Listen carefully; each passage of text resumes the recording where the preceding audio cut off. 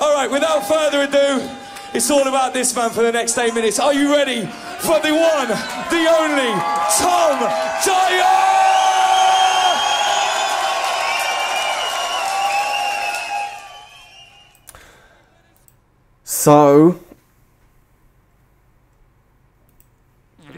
So that was my last ever routine. Well, it was my last ever routine up until about a month ago when I competed in the Flair Mondial competition. And in this video, what I wanted to do was talk you through that routine, tell you the story behind it, what was going through my head a little bit before, during and after the competition, and just kind of give you some other view on that routine. I first want to say thank you to everybody who shares this video, the routine video, and everyone who has watched the video and left a comment. I really appreciate it, and hopefully you'll find out a little bit more about this routine and everything behind it. So let's jump in.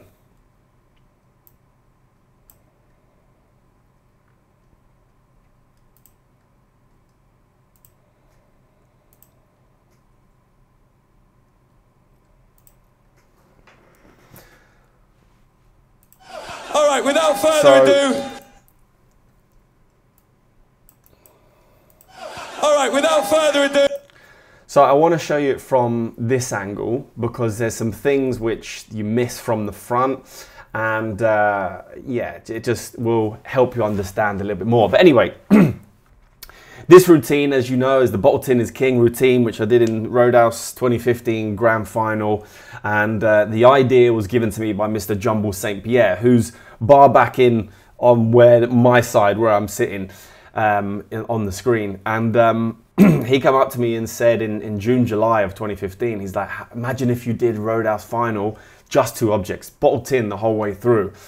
And the reason we thought about that, or he thought about that, should I say, is because the Flair world had been seeing this growth in technical ability, and everyone was focused so much on difficulty and split snatch catch and everything else that it was becoming a little bit dull, let's say, with all due respect to everyone that was involved in Flair. And we didn't see much progression, and it was all about who can do the next biggest move, and we were losing our originality, creativity and showmanship elements in Flair bartending. So this was like a statement routine. And some people have said that I gave up my possibility to win this finals by only doing 2 objects. But if you watch it again, like I think one of the judges said that if I hadn't had as many drops as I did, then for sure my placement would have been better. And if you look at the scoring system, the only category where I could potentially score a little bit lower than everybody else was difficulty. Everything else, difficulty doesn't play a factor in this role. And you know, I still have a level of difficulty because my moves that I were doing on stage were, some of them, very difficult. Anyway, so the routine, the competition come about, and the guy on stage you can see is Steve Stretch Harmon. I gave him a t-shirt. Antonio Mantelli, which is on the left of the screen, I gave him a t-shirt that said Bartending is King, and I obviously have a t-shirt on as well. Jumbles had his own t-shirt that he'd had made previously. And this was it. And what you can just about see, or you won't be able to understand, is I had to rearrange the bar. So I completely cleared out the ice from the ice well, and the ice was on the juice holder containers, I suppose, on the left and the right of the ice well. It's ready for my routine. So let's play it, and we'll go from there. It's all about this man for the next 8 minutes. Are you ready for the one, the only, Tom Dyer? Look, this is my sister. You'll hear her screaming. This is Siki. This is Mr. Bruno Van Zandt down here. We've got Roberto Gonzalez, Tony Adams, and David Ginge Reynolds were judging over here.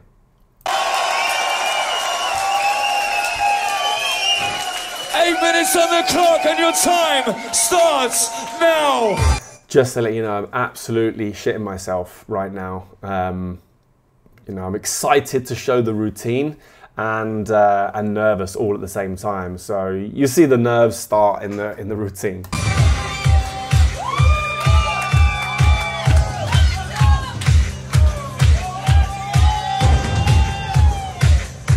Two objects, spoon and sugar. I fucked it up straight away.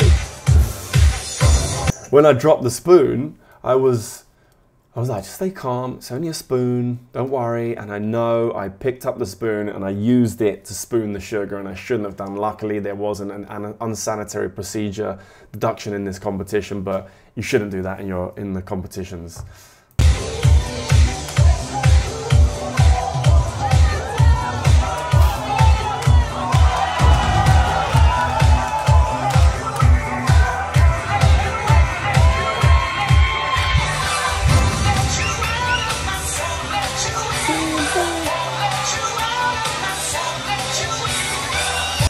I mean, all the bits for the music were planned, obviously, and I'd already made a couple of mistakes. And I think that bit with the pineapple juice, I think it was, and the lemon or lime juice was a little bit improvised, because I can't remember why, but yeah, you forget things on stage sometimes.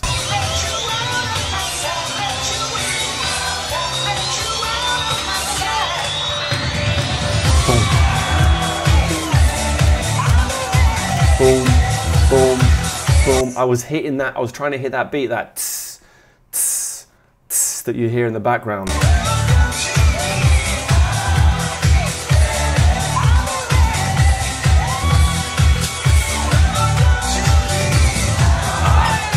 Pissed off, I missed it.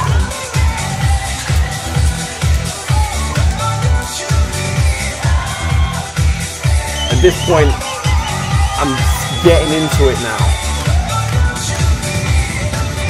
To the poor people! Now that high five, I'd said to Mantelli previously, I said, listen, after my bottle tin section, I want to give you a high five. But I didn't tell him whether it was bottle tin working flair or bottle tin exhibition flair. So he got up on the working flair, and I was in my head, I'm like, no, it's not now. But I thought, I can't just leave him hanging on stage. So I gave him the high five, and that kind of fucked in my head, which meant I then dropped this next move, which I was also gutted about.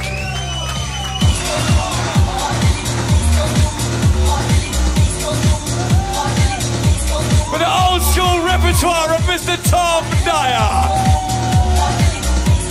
Bringing back the years. The beat, ready? Our signature.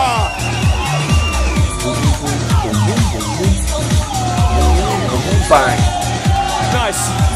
This was all new, this section, so it was a bit sketchy. Yeah. Here we go. That was the hand. Let him shade. Oh, yeah. Here we go.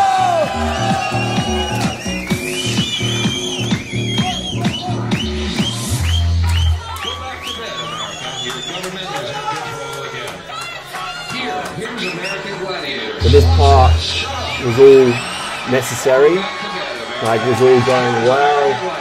There was I messed up now because I shouldn't be doing this move yet. Sick. Sick. So that's why I put it back down again.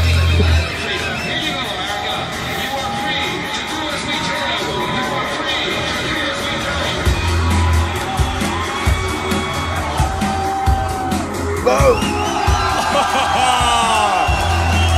Old school bartender, baby. And this part, in a minute. So back to the Rahmani. There it is. Got it. And this part, I was expecting everyone to sing along with me, but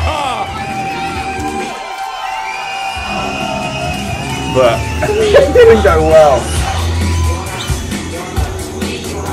Now watch this. So this part I had to plan in the routine, and I had to do it for real, and nobody knew I was going to do this. I think one person in the whole room, and I think that was Jumbles, knew that I was about to do what I was about to do in a minute.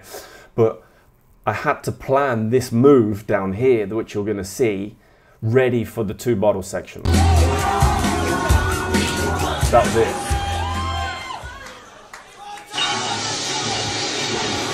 And there's some moves like that, some things Oh, which school are Tom Dyer! just for the people in the back, you know?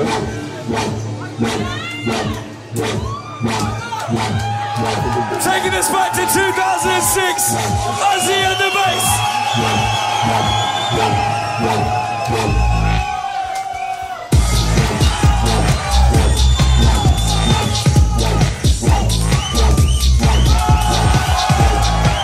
This section went super good, except for this move comes from this one. That one was cool, and then this, I haven't landed it clean on stage yet. So that crate was there. Man, when I was trying to store the bottle on my left hand, in my head I'm like, just fucking store the bottle, Jesus, this is easy. And I was struggling to literally do a handstand. But that whole crate was there so I could step, step, and step. Oh! We're going round and back, people. Old school time. I never got this video from Antonio either.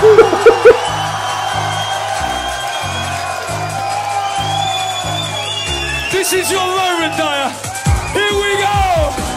So a lot of the moves I'm doing as well are obviously all my signature moves, or the moves I used to do on stage, but I tried to upgrade them all even just a little bit. So that first one I just did was an arm bump to an elbow bump, whereas usually just used to be an arm bump. So most things had their little upgrades whenever I could. But you'll see in a minute I forgot my routine. So now I've forgotten my routine. Forgotten it. And then I was like, shit, okay, oh yeah, no, I remember now, okay, this one again, Script says, love that, and then this one, and then a danger move.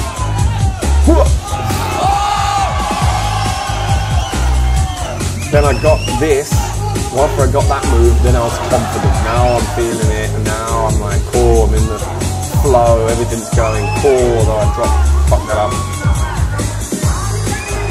That goes in so the tin went in the ice well, and then the bottle just lands in the speed rail. And then the idea is now you'll see I put my hand under the ice well and pop the tin out. Ready? Looks to me that we're going two objects all the way through Tom Dyer over the years. And the idea was to use the bar top for a whole section. So although it didn't come off super clean and smooth, it was all about using the ice well, using the speed rail, using the bar top, being creative rather than just picking stuff off of the bar, which is what a lot of us were doing. We were doing bottle tin, 2 bottle tin or whatever, or 2 tin bottle, and then picking up another object in the middle of our routines. Well, I was like, why can't we just do a full sequence using the bar? You know, put it up, put it down, pick it up, use the speed rail, use the ice well. So that's what that section was all about. Still going. This is the move I'm gutted I missed the most. Ah!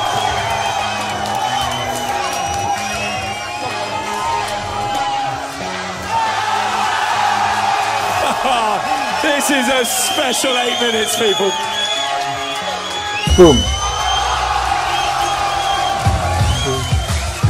Like, it's weird because I think I said shh, because when you're on the stage and people are screaming, you literally, when it's too loud, you can't hear your music. So it's like, I'm really happy that you're screaming, but can't hear my music.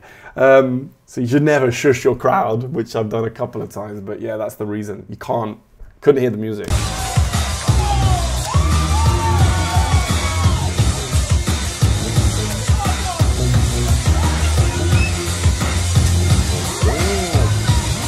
And this is where it all started to just come together. Like, it just went so well.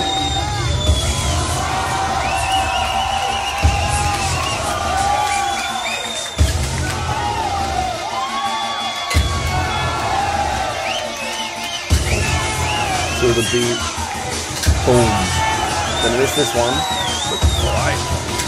And in this part, now I need to tell you about this part. I always remember when I first went to Roadhouse, the November 2000 Grand Finals, and I watched the likes of Francesco Leoni, Fabio Milani, Steve Nitro Smith, and Mr. Nicholas St. John. And I remember the crowd going absolutely mental during one part of his routine. And they were just clapping and screaming and shouting. And I was thinking, we don't see that anymore in Roadhouse, in Flair. And, you know, people scream at the big moves and the big moments, but I really wanted to create a moment where everyone was just screaming and having a good time just whilst I was flaring. And the whole idea of this was, it came off really, really well, and well, you'll see.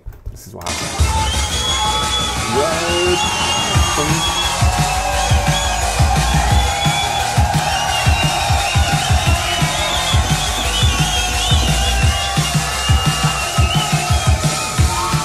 It's just, oh man, it makes me emotional, because maybe it's ego talking, I don't know, but when you train for a moment on stage, sometimes those moments work out and sometimes they don't. The moment when it didn't work out is where I wanted everyone to sing along to the song, but it didn't work out. But a moment that did work out was this one, and it went exactly, it went just how I wanted it to, and it was great, man. It's nice when that happens, when you plan something on stage and it goes the way that you plan it to, and you know, it just gives you a sense, a buzz inside to make you feel really good, and it means you feel more relaxed on stage as well.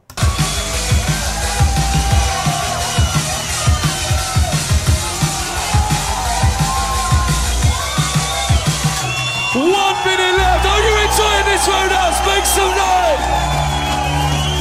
He's not doing any more than 2 objects. No more. 8 minutes of 2 objects. Flair over the years. Tom Dyer style. So all the music that I'd previously used was all old music that I've used in routines before. All the moves that I'd previously done were a lot of old, a couple of new ones in work in Flair. The idea of this last 1 minute was to show primarily new Flair as much as possible. The music was new, the moves were big, and I mean, there are some old moves, but there's a super upgrade on one of my moves as well.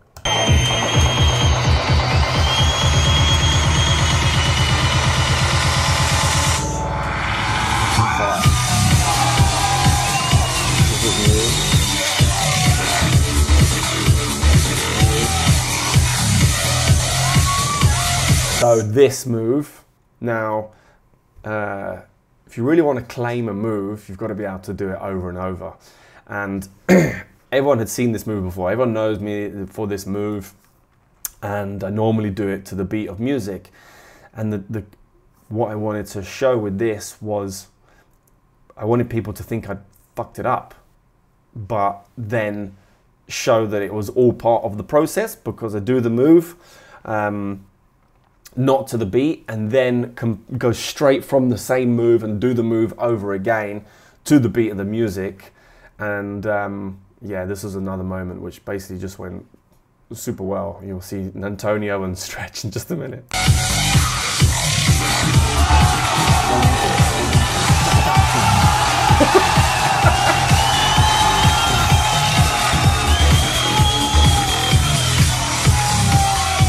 Seconds. Boom. 10 seconds. Now here comes the famous, the catch, as we call it. 5. This wasn't planned. I don't think we could have done it better, even if it was planned. And I had to be honest with you, I hadn't even been practicing this last move during the routine. During my practice. It wasn't. It wasn't planned for me to do, but I just remember it and went for it, and yeah, it just worked out really well. Watch Stretch. 4, 3, 2, 1. Make some noise! So this is what I think is hilarious. Look at my body position. Look at his body position. It just works so well. And then reach, boom, catches it.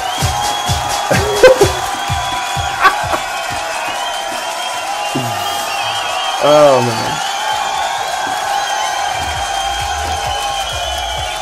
There's no place like Roadhouse. For those people that never got the opportunity to compete at the Roadhouse competition, I feel sorry for you. I mean, there's no better stage, in my opinion, and you can just see it there, like how close people are. And yeah, I think most flair bartenders want to have that final farewell. You want to quit on a high.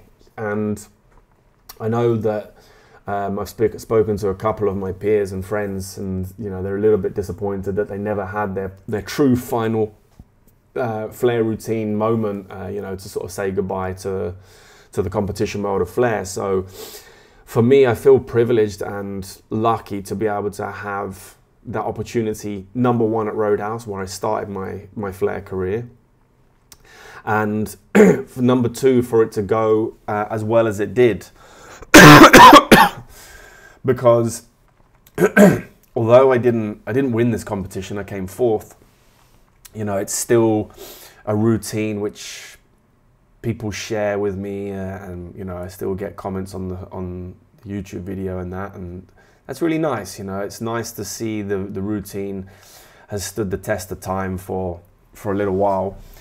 You know, I don't know how much longer people will go back and watch it and appreciate it or enjoy it. I don't know, but I wanted to tell you my story about the routine and how it was just incredibly emotional. Like, just was crazy, man. It was an amazing experience. I was privileged and happy to have my good friends there. Stretch was there, Jumbles, Tomic was here, Marek was in the house. The only people that missed this live, and they were, back in the day, they were coming to every single one of my competitions, was my mum and dad. And I'm a bit upset, and they are a little bit upset that they didn't get to come to this last routine. But, you know, who knows, maybe I'll do another competition again in the UK. But yeah, I hope you enjoyed that. You know, if you did, let me know. If you didn't, let me know as well, because I'd love to do more videos like this, perhaps, or reviewing and looking at other people's routines, not just my own. That's just a bit weird as well.